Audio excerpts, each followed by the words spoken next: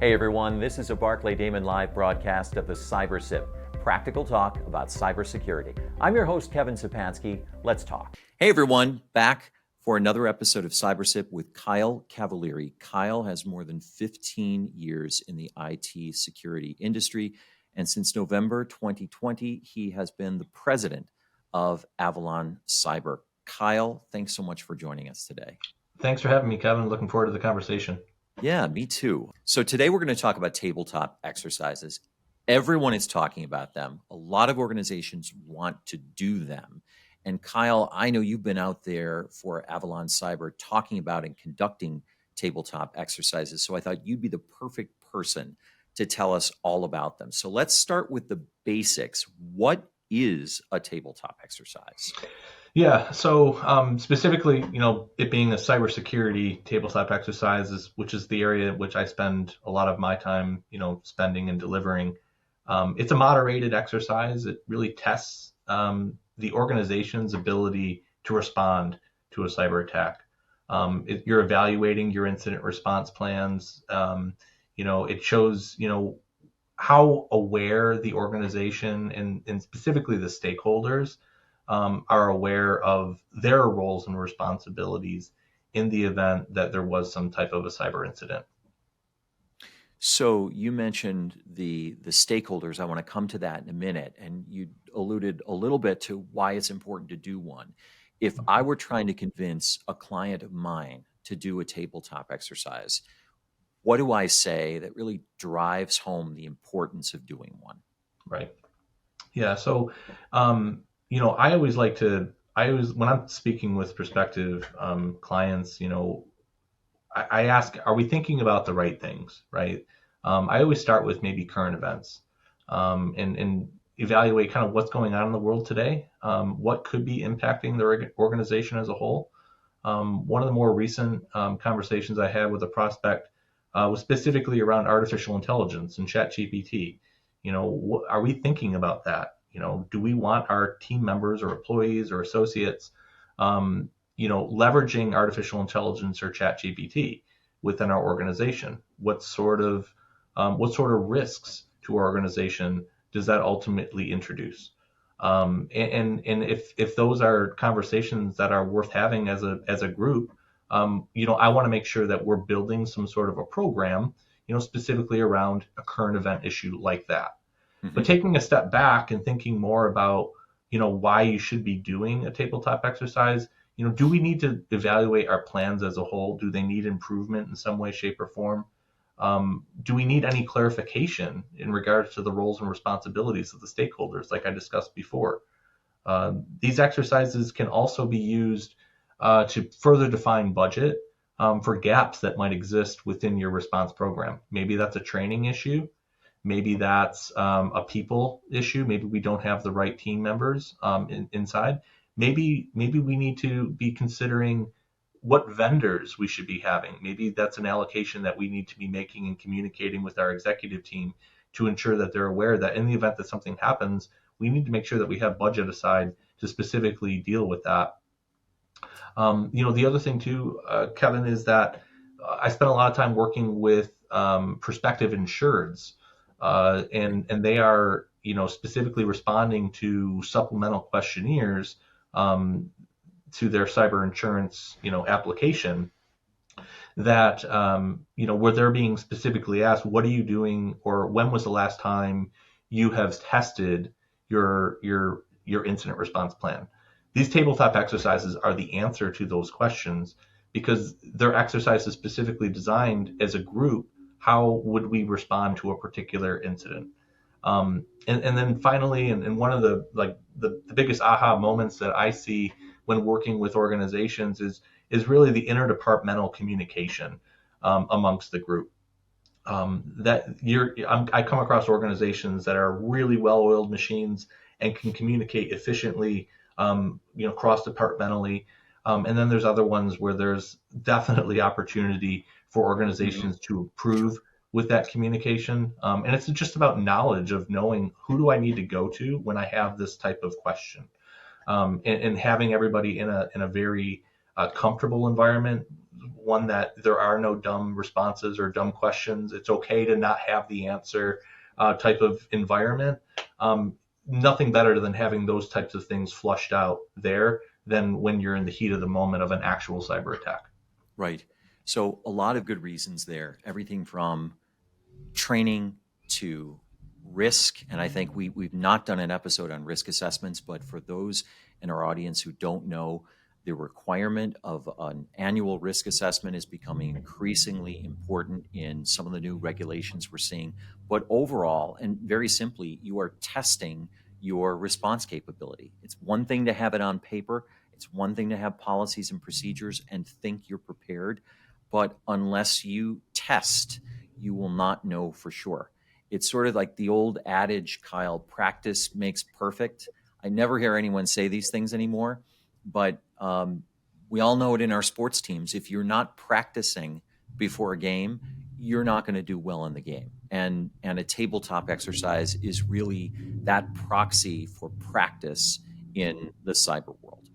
Yeah, you're exactly right, Kevin. And the other piece is, it's almost become cliche because I hear it so often that it's not a matter of if, it's a matter of when something like this is going to happen. Right. So there's no reason why you shouldn't be prepared as an organization. And these exercises are really designed to make sure that you have the right people in the room, you know who to involve, and there's a consistent process to follow.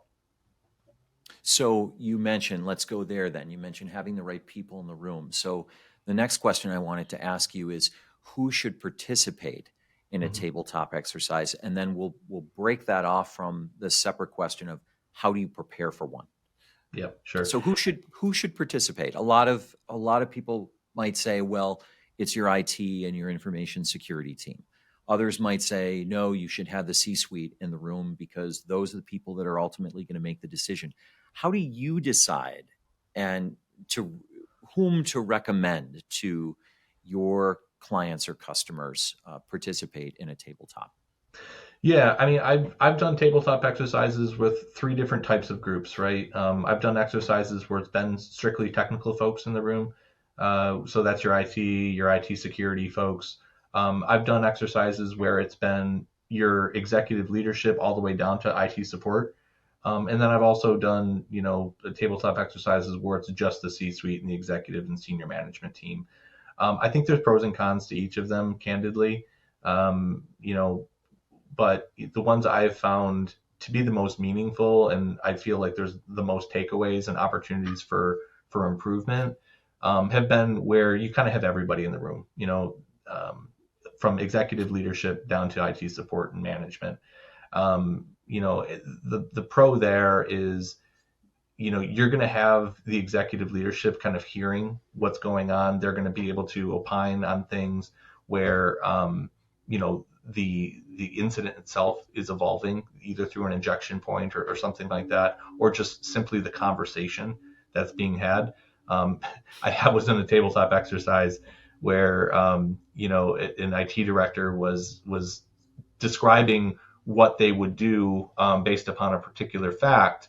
And the executive leadership member was like, I candidly just don't agree with you. Like, I want to make sure that we address this a particular way.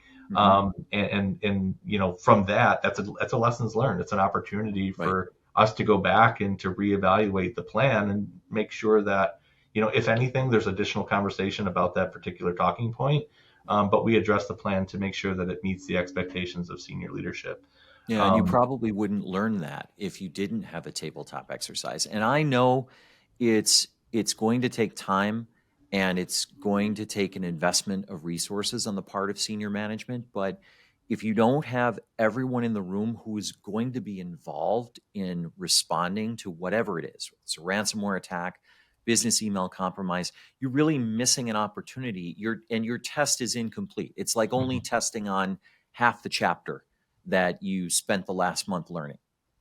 Yep, exactly right. Another point that I want to bring up is I really enjoy having in-house counsel involved in these conversations. There's a tremendous amount of opportunity for them to kind of learn about what's going on, and then they might be the gatekeepers as it relates to the engagement of a broker or an insurance carrier, Yes. specifically with risk management.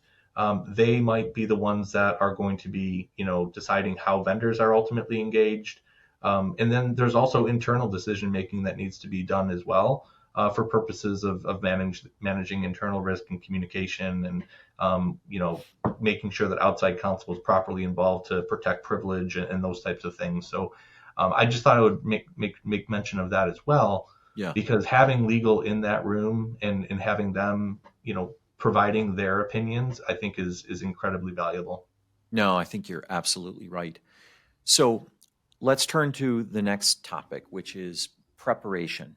And then we'll talk about an example of a tabletop exercise. I know it's be hard to talk about an example without doing it, but if Mhm. anybody can do that, you can. But let's talk about preparation. What are you doing with the organization in the days and weeks preceding the tabletop exercise to make sure everything is good to go? Yep. Yeah. And I think with anything, planning is maybe one of the most, it's the paramount step in the process of actually executing on a tabletop exercise. There's a ton of free resources out there that are put out by CISA and some other organizations. Those are very good. They Yes, are very good. CISA they're meaning in fact, I have it right here. I have one of CISA's tabletop exercise packages. That is the Cybersecurity and Infrastructure Security Agency. And you can go on their website and they will give you, you'll have access to myriad materials, multiple pages, so that if you want to set up a PowerPoint or a Word document laying out a plan for a tabletop exercise, you can do that. But I imagine you're going to tell me that that only gets you so far. Yeah, exactly right. And I think one of the most important parts as part of the planning process is making sure that you're picking scenarios, and that the context is relevant and culturally relevant to the organization that you're working with. There's Yes. nothing worse than sitting through a tabletop exercise for 2 hours and at the end of it be like, well, that was nice, but that's never going to happen here. You might have those people regardless, I guess you could say, but you want to make sure that the content you're pulling together is something that is relevant, something that they can relate to, saying, oh yeah, that's right, this team would be doing something like that, so let's talk about this further. Right. And so making sure that you're customizing whatever scenario. We talked about ChatGPT before. If you're working with an organization, you wanted to make that a focal point, or at least an element of your actual incident. Perfect way to figure out, okay, well, how can we use that object and inject it in some way, shape, or form, so that the team as a whole needs to start making decisions. And it's Right. totally fine, when you're going through that exercise, to realize, hey, we got some work to do, because this is an area that we totally were not expecting, we're not Right. ready for. Right. And so having that planning element, in place, is definitely, a very important process. So planning, the point is you can tailor them to the particular organization, large or small, and you can tailor them to the particular industry that organization is in. Because I imagine, for example, a healthcare provider might have a very different kind of tabletop exercise than a professional services firm or manufacturer might have. Yeah, absolutely right. It needs to fit, the industry that they're in, the issues that they're dealing with, within that, industry, et cetera. I just wrapped up a tabletop exercise for, a higher education, institution, and they wanted a current event element such as ChatGPT to be an aspect of what we were going to be discussing as part of that tabletop. And it was fantastic, because these were things that they weren't prepared for. They Right. didn't have that information internally, to properly respond, which was a huge takeaway. And a quick point before we move to an example of a tabletop. If I've learned anything over the years, not only from tabletops, but in other experiences, that folks, when you are designing a test, do not design the test to be passable or easily passable. Design it to be very difficult, because if it's too easy, you won't learn anything from it, and it'll only be more difficult down the road. You want to design a test that frustrates you, that takes you to the failure point, so that you know where you need to improve and then can identify the ways in which to improve. Am I right about that, Kyle?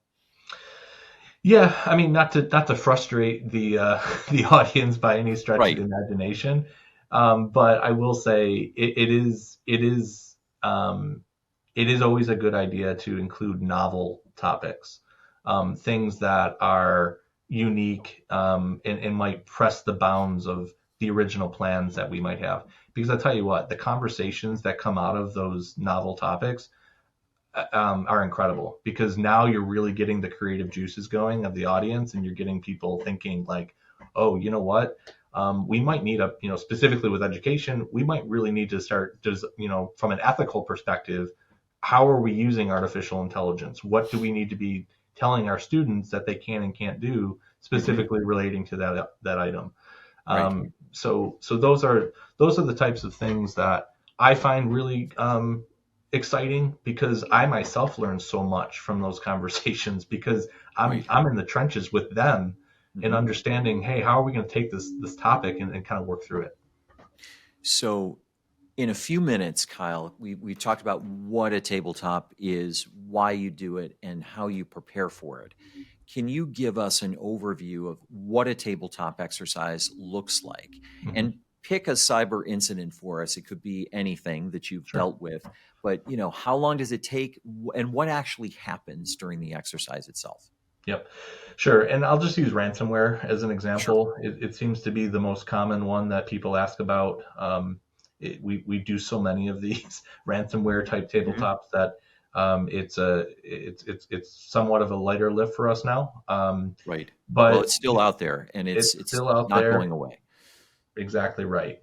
And so from an execution standpoint, or the day of the event, the way that we like to do it is we kind of prep the group by giving them an overview, right? We create a scenario that makes sense to them, but it's it's kind of like a learn as you go books. I don't know if you remember those books from back in the choose your own adventure type book type thing, where it's like we're taking a small part of the incident and we're describing it to them. It's like, this is what we know right now.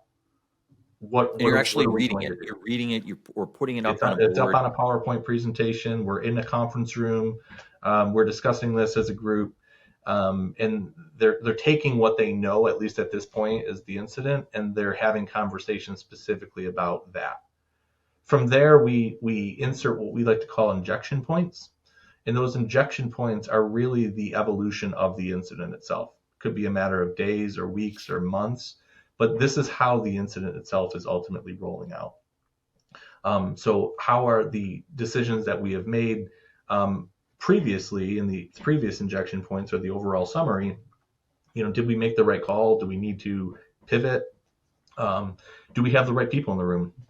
Yeah. Do we have? Can I just jump in and ask you? Sorry to interrupt, but could you give us one example of an injection point that might happen in the hours or even the days following the initial event?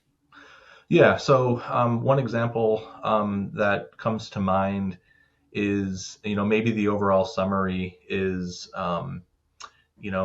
the IT help desk receives a number of tickets specifically relating to a high volume of phishing emails that were reported by human resources in the finance department. A lot of folks are obviously seeing these email phishings come in. They're reporting back to the help desk. What do we do at this point, right? Well, the typical response to that is like, hey, well, we're going to obviously address the tickets and making sure that everyone's is great, and so on and so forth. The next injection point, as part of that, the scenario might be, you might be seeing a bunch of failed login attempts to critical applications that exist within the organization, and they seem to be user accounts that were associated with HR and finance, as an example, right? So now we're seeing that this incident is ultimately evolving, and maybe the next injection point on that is that ransomware files themselves are showing up on critical business shares network shares within the company. And this is X, Y, and Z. This is what is ultimately been kind of held up. Where do we go now? So that's just kind of an example of maybe 3 different injection points that might be presented to a group. Yeah, no, so it sounds like you're running through this event in near real time, and it's playing out just as it would, or almost as it would, in the real world. So everybody in the room, from IT, assuming everybody's there, IT and general counsel and the executive team, is experiencing this. And then what are they doing, Kyle? Do you ask questions? Do people volunteer? How does the conversation go? Yeah, so after each injection point, I usually bring up a slide, and it has maybe anywhere from 4 to 8 questions on it. And the questions are really curated based upon who's in the room, right? If I know I'm going to be doing a tabletop exercise in front of executives or IT management or business unit leaders or whoever might be there, I'm going to curate questions that is going to allow them to get their creative juices going and start thinking about what they would do based upon the information, or at the very least, allow them to get up and walk over to another group and say, hey, I've got questions as to what my role would be, because I know you're going to be taking point on this particular item. And so those things are really great. Those types of questions are really great because it allows everyone to kind of collaborate for like 5 to 8 minutes. And then after that 5 to 8 minutes, we'll get back together as a group and we'll talk about what our response is based upon the questions that were asked and the facts that were presented in the injection point. So this sounds fascinating. I'm really excited about it, and I'm looking forward to doing one. But part of the problem is you're so excited in the moment, but the real measure of a test is what you learn and how you implement what you learn going forward. So let's say you've gone through, and I assume this can be a multi-hour process. It can be however long you design it to be. Yep. But let's say that the time is expired, and if it's a good test, it's uncovered some issues with communication or issues with security controls or how an organization has designed its response to this ransomware event. What do you do to make sure that you take what you learn and implement it so that you improve going forward? Yep. Yeah, note taking is key here. As we're going through the exercises, we want to make sure that we're documenting the communication that's going on amongst the group in the room, because there's going to be little nuggets of information that we're going to learn, so that we ultimately can take that back and put together an executive summary and then specific recommendations that are actionable, that they can take to ultimately improve. Maybe they need to tweak a plan. Maybe they need to design a new policy. Maybe they need to identify an opportunity to, educate certain stakeholders or employees based upon particular issues. So, our goal is to make sure that we're capturing as much of the conversation as we can during that communication. And then from there, presenting back to the appropriate stakeholders, from an executive summary standpoint and recommendations perspective, these are the actionable things that I think will improve for the next time, we go through this exercise. And the other piece too is that this is not a destination type process. This is truly a life cycle. And so it's always very, very important to consider doing these things on an annual basis. It's not something you need to do once a month, but it is something that it's important to get everybody together at least one time a year and making sure you're having these important conversations. No, I agree. And it's not generally required now, but I can guarantee in 12 to 18 months, we're going to start seeing regulators and other industries asking the question, all right, you have done your risk assessment, you have your written policies and procedures. What are you doing to test those policies and procedures? And we're already seeing it in some of the new, I think part of the new DFS Part 500 cybersecurity rule. Has embedded within it an expectation that an organization will test its policies and procedures at least annually. So this is super critical. Kyle, I'm so glad that we could have you on to talk about this, because I think it's a hot topic now and it's only going to heat up over the next 12 months. Awesome. Yeah, I'm happy to be here, Kevin. I appreciate the opportunity, and looking forward to doing another one with you sometime in the future. Thank you so much, Kyle Cavalieri. We're happy to have you on CyberSip, and we will be back soon with another episode. The CyberSip podcast is available on barclaydamon.com, YouTube, LinkedIn, Apple Podcasts, Spotify, and Google Podcasts. Like, follow, share, and continue to listen.